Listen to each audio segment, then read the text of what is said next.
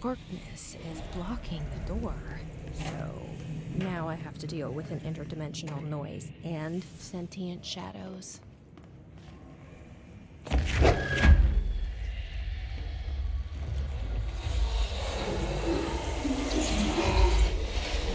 burns it away, huh? Makes sense.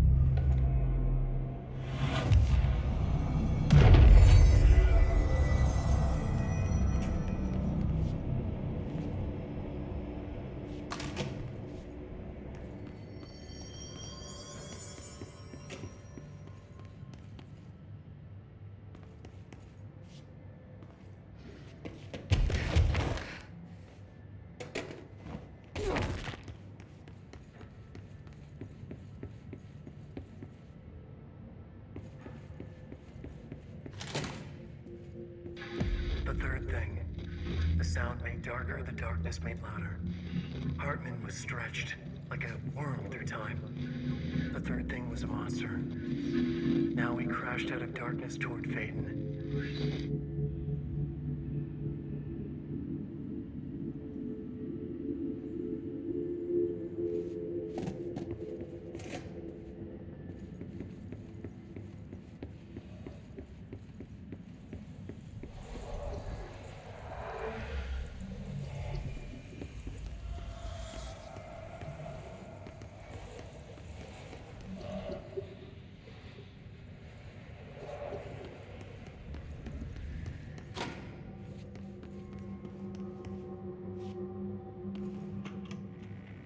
Reminder, all employees are required to report their hours at the end of each month. The Federal Bureau of Control maintains that time is not subjective, and hours passed on alternative planes cannot be claimed. Astral dives do not accumulate overtime compensation. Thank you for your attention.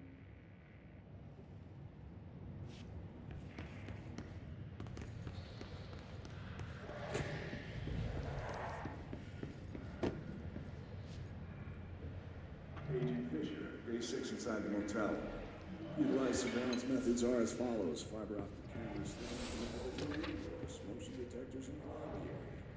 Tripwire, triggering a flash camera across the main entrance, even fingerprint powder on the front desk.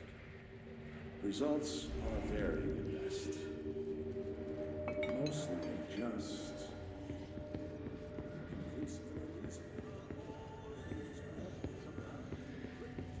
I don't know how, exactly. I think this place is making fun of me. That's the only explanation. I can hear them laughing and screaming behind the closed doors. I can hear the call bell go and ding multiple times a day, but when I look, there's no one there. I know I'm supposed to stay out of sight, but I've seen the doors closing just before I can catch even a glimpse of anyone or anything. They're messing with me, whoever they are. I think... Wait, shh. There's something. I gotta get this. Gotta get the cable out. Come on, you fiber optic fuck, cooperate. Okay, there we go.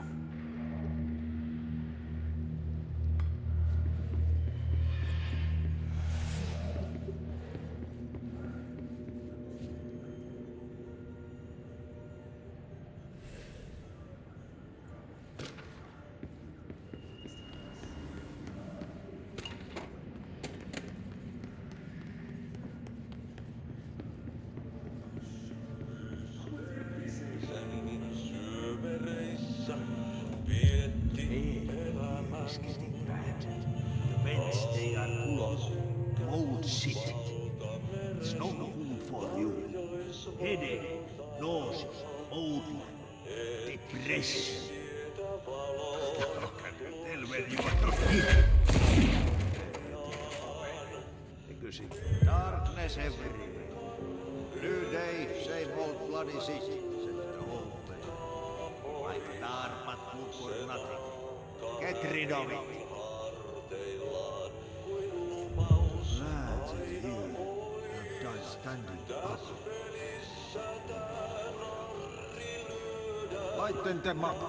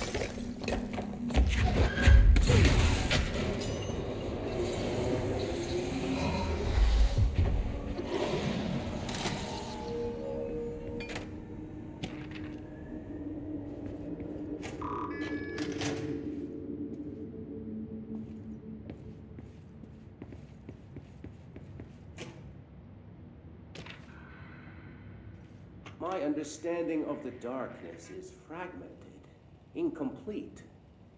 This abyss, this void, it very much does not wish to be understood. If light symbolizes knowledge, then it stands to reason that darkness would equate to ignorance. By its very nature, it abhors comprehension. Of course, my own nature drives me to comprehend all. We are opposing forces, destined to collide. And given this conflict of natures, we know that the light of truth will burn away the darkness, both figuratively and literally. Any significant light source can be used as protection, even weaponry, against this metaphysical gloom. And then there are the artists. I know for a fact that Tom, Wake, the Anderson brothers, and Lane all had some involvement with the darkness. The question is whether their uncanny ability to affect reality through their art beckons the darkness, or did their work perhaps even create it? With Wake now secure in my lodge, I expect I shall grow closer to learning the answers to these questions.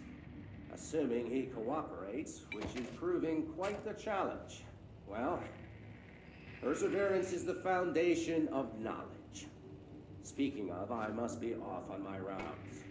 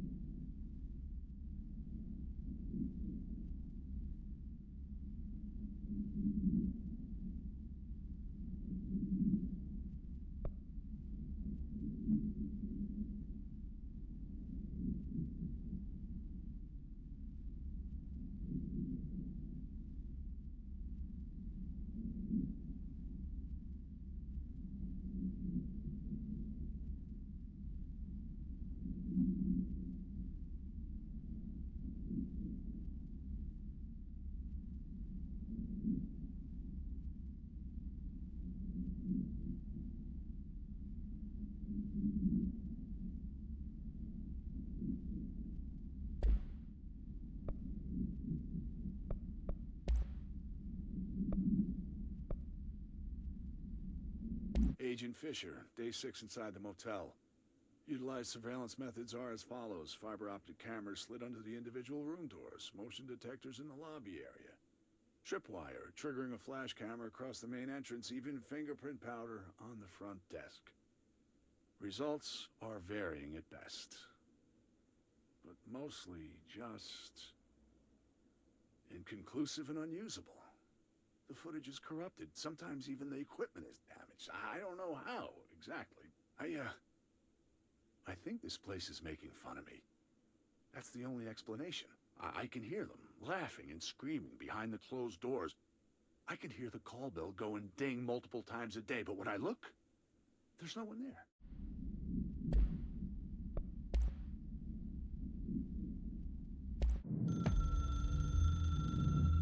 Darkness engulfed the elevator.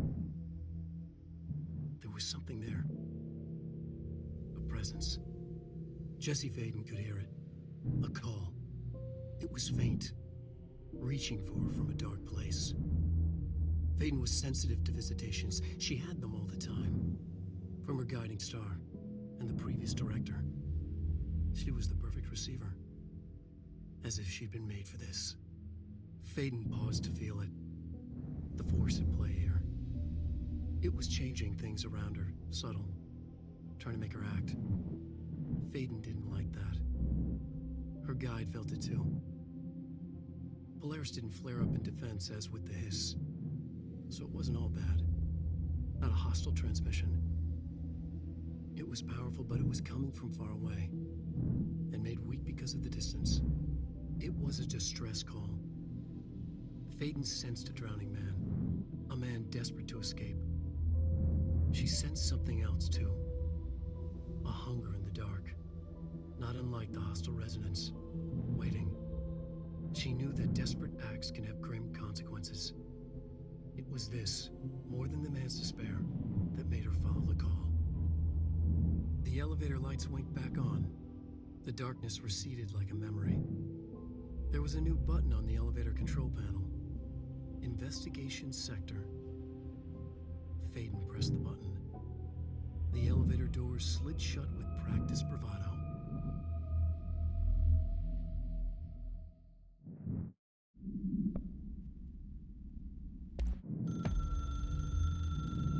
Dr. Emil Hartman was desperate. The Federal Bureau of Control had stolen his life's work. This was his last chance, his final experiment. What he'd been too scared to do before. Hartman dove into the lake, was taken, devoured by hungry darkness, became the thing that had been Hartman. Only an echo of him remained, fragmented impulses on autoplay, violent, bloodthirsty darkness in the driver's seat. Emerging from the lake, the thing was captured by the FBC, brought in, contained, studied.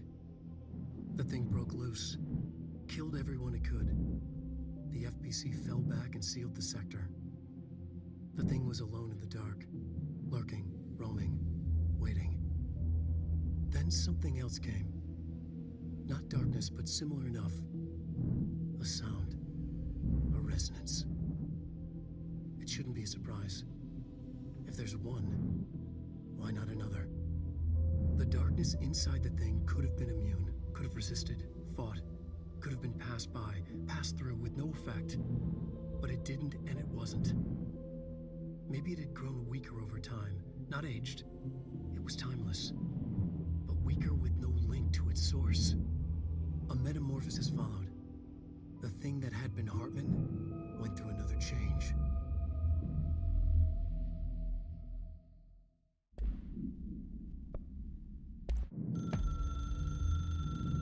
The resonance carves its way through the thing that had been Hartman, vibrating, remolding. The sound changes the darkness, and the darkness changes the sound. They both changed what remained of Hartman. They all turned into something else. A third thing. The sound made darker. The darkness made louder. Hartman was stretched. Stretched as anyone when seen from out of time, like a worm through time.